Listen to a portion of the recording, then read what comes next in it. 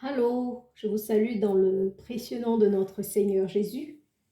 Ce matin, je voudrais partager avec vous un témoignage. Mais tout d'abord, nous allons dire merci à ce grand Dieu. Seigneur, nous te bénissons, toi le Dieu Tout-Puissant. Nous disons merci à ce Dieu qui est un Dieu incroyable, un Dieu puissant, un Dieu fort. J'aime cette chanson qui dit « Seigneur, tu es un Dieu incroyable, tu es un Dieu puissant. Tu es le Dieu des cas impossibles. Tu es le Dieu, le spécialiste des cas impossibles. Anytime I call, you answer. Any door I knock, you open. You are incredible, God. Incredible, God.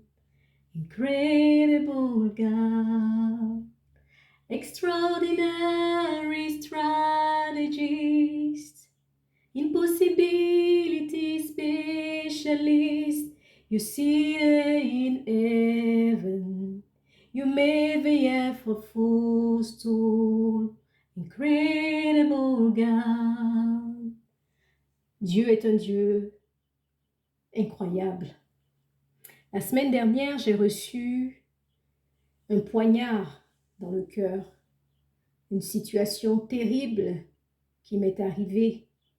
Et cette situation m'a fait tellement de mal.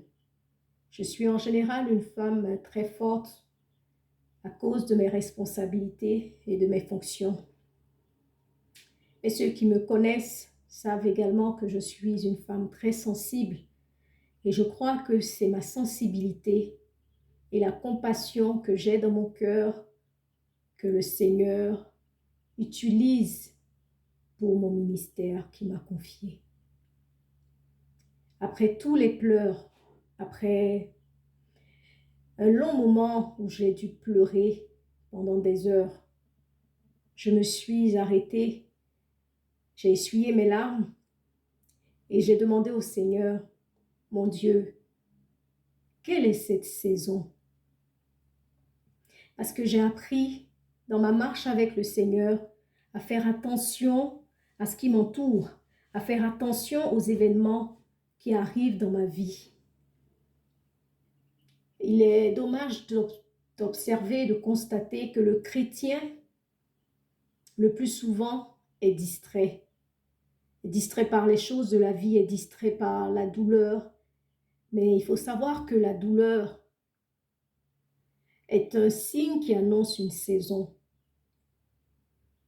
Dans la Bible, il est écrit que on sème avec les larmes et on moissonne avec allégresse.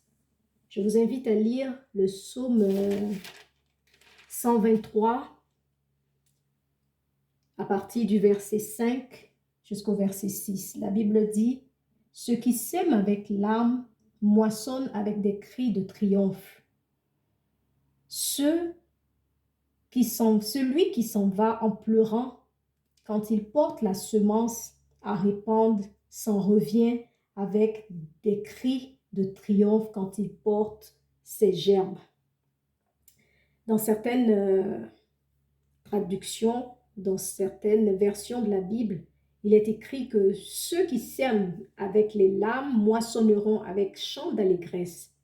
Celui qui marche en pleurant, quand il porte la semence, revient avec allégresse quand il porte les germes. Amen.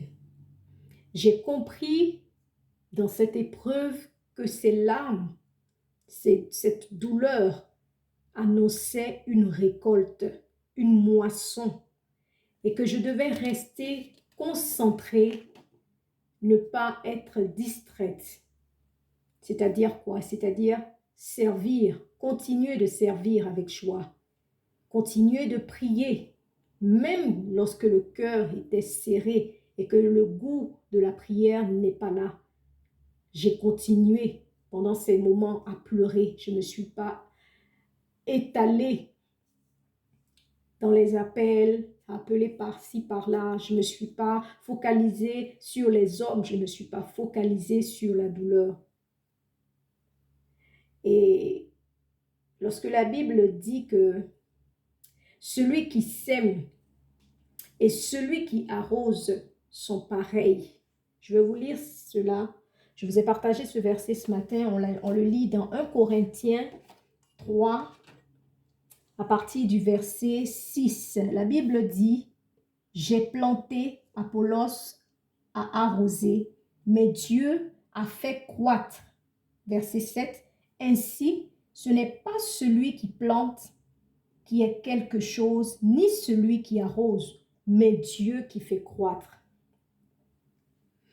Toutes ces épreuves de la vie, toutes ces douleurs, ce chemin qu'on emprunte jusqu'au but, jusqu'à ce qu'on moissonne, ce n'est pas ce qui est important. Ce qui est important, c'est de rester focalisé sur celui-là même qui a la puissance, sur celui-là même qui a le pouvoir, celui-là même qui est la source de nos bénédictions, celui-là même qui emmène à maturité. Comprenez? Donc, pendant ces moments de douleur, pendant cette saison, quand tu la traverses, de la saison de la semence, de la saison de le temps d'arroser, jusqu'à la saison de récolte, il faut rester concentré sur celui qui arrose. Et pas sur celui qui arrose, sur celui qui fait croître, sur celui qui va emmener à maturité. Vous savez, pendant cette période de maturité, on sait exactement ce qu'il faut faire, on sait comment couper, on est en joie, le cœur est tranquille, l'âme est apaisée, donc on sait exactement les gestes qu'il faut faire. Mais pendant la période de semence, pendant la période où on arrose, des fois on ne sait pas s'il faut arroser plus, des fois on ne sait pas si on a bien semé, est-ce qu'on ne les a pas trop collés. Ces gestes, des fois on ne les maîtrise pas. Mais tout ceci n'est pas réellement ce sur quoi on doit rester focalisé. Il faut rester focalisé sur l'objectif. Et quand j'ai fini de pleurer, je me suis dit, Seigneur, cette saison ressemble à une saison que j'ai déjà vécue. Parce qu'il faut comprendre que il y a des saisons dans nos vies qui sont cycliques, qui reviennent. Mais comme on est distrait par les choses de ce monde, par la douleur de ce monde, vous voyez, on ne fait pas attention à ces choses.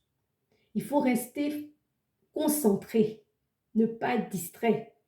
Vous voyez, c'est parce que les rois mages étaient concentrés qu'ils ont vu l'étoile de Jésus apparaître. Je vous dis qu'il y a certains éléments dans nos vies qui sont des éléments annonciateurs d'une saison, d'une bénédiction, d'une récolte, d'une moisson qui arrive. Comprenez? Et lorsqu'on est concentré, lorsqu'on s'abreuve de la parole de Dieu pendant ces moments de semence, lorsqu'on s'abreuve de la parole de Dieu pendant qu'on transporte l'eau dans les champs pour aller arroser les champs, lorsqu'on reste et demeure dans la présence de Dieu, absolument qu'on verra sa gloire, absolument qu'on verra les résultats. Donc, lorsque j'ai fini de pleurer, lorsque j'ai dit au Seigneur, Seigneur, je suis certaine qu'il y a une bénédiction qui est en cours, mais que le diable veut me distraire. À ce moment-là, Dieu a accéléré les choses parce qu'il a compris que j'avais compris ses leçons. J'avais compris ces enseignements qu'il m'avait donnés. Parce qu'avec Dieu, lorsque tu ne grandis pas, tu ne peux pas saisir certaines bénédictions. C'est comme un enfant qui va à l'école. Lorsque tu ne passes pas tes examens et que tu ne les réussis pas, tu ne peux pas aller en classe supérieure. Mais là, Dieu a compris que j'étais dans un autre niveau. Et Dieu va permettre en moins de 3 jours, cette persécution va se calmer. Ce vent qui s'est levé, Dieu va permettre que tout s'aplanisse, que tous les sentiers s'aplanissent, que la tempête se calme. Et Dieu va m'apporter les solutions. Là où même je n'ai pas imaginé que c'était possible que les solutions viennent, le Seigneur a permis.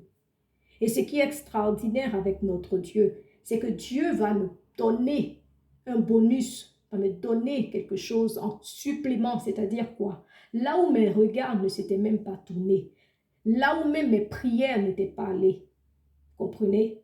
Dieu va résoudre le problème et il va me donner un bonus, comprenez? Ce même qui va réjouir totalement et complètement mon cœur, va me donner le repos pour le cœur d'une mère. Je reviendrai sur ce témoignage parce que ce témoignage, il n'est pas encore achevé sur cette partie, donc sur ce bonus. Donc, je vais laisser le bonus arriver à maturité et lorsque tout sera prêt, je viendrai vous rendre témoignage. Mais je veux vous dire que notre Dieu est un Dieu qui écoute et qui entend nos pleurs. Mais il ne veut pas qu'on demeure dans la lamentation. Comprenez? À un moment donné, il faut accepter. Parce que même si nos prières, même si les résultats à nos prières ne sont pas ceux à quoi on s'attendait, il faut dire merci à Dieu. Seigneur, il t'a plu de le faire ainsi, qu'il en soit fait selon ta volonté.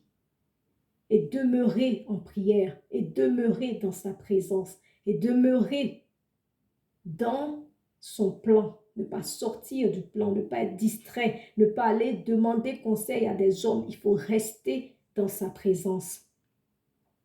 Et comme le chant le disait tout à l'heure, Dieu est un Dieu extraordinaire. C'est un Dieu de stratégie. Dieu sait où il t'envoie. Dieu sait pourquoi ces épreuves. Dieu sait pourquoi. Donc, permets à Dieu de travailler. Laisse Dieu travailler. Laisse la main droite puissante de Dieu travailler dans ta vie. Et regarde. Regarde où il t'envoie. Regarde de là où il te sort pour t'emmener vers des territoires paisibles, vers un endroit où tu auras le repos total, où tu auras la plénitude de pouvoir jouir de ses bienfaits. Je voudrais vous dire qu'il nous faut rester concentrés, qu'il nous faut apprendre à rester fort dans les épreuves parce qu'il faut traverser toutes ces saisons pour arriver à la saison de l'été, à la saison où tout resplendit, où tout fleurit, où tout est beau, où le soleil est là. Comprenez? Mais il ne faut pas sauter les étapes. On ne peut pas sauter les étapes. Vous ne pouvez pas passer de l'hiver directement, comment on va dire? Vous ne pouvez pas passer on va dire, de l'été à l'hiver. Après l'été, il faut passer par l'automne, où le feuillage va tomber, où les feuilles vont tomber. Comprenez?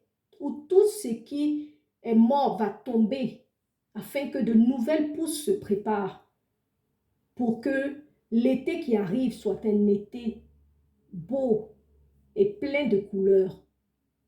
Amen. Voici le message que je voudrais partager aujourd'hui avec vous.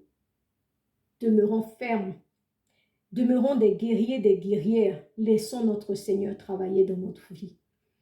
Lorsqu'on confie notre vie à Dieu, toutes les épreuves qui arrivent, Dieu sait ces épreuves, Dieu connaît ces épreuves, Dieu connaît le chemin que tu es en train de traverser. Et Dieu ne va pas te donner au-delà de ce que tu peux supporter. Donc, quand ces épreuves arrivent, ne te détourne pas. Reste concentré. Regarde à l'Éternel, regarde au Dieu qui permet que tu récoltes. Regarde au Dieu qui emmène à maturité. Et tu verras la gloire de l'Éternel. Que notre Seigneur nous apaise tous. Que notre Seigneur remplisse nos cœurs de joie. Et que le Seigneur bénisse nos journées. Amen.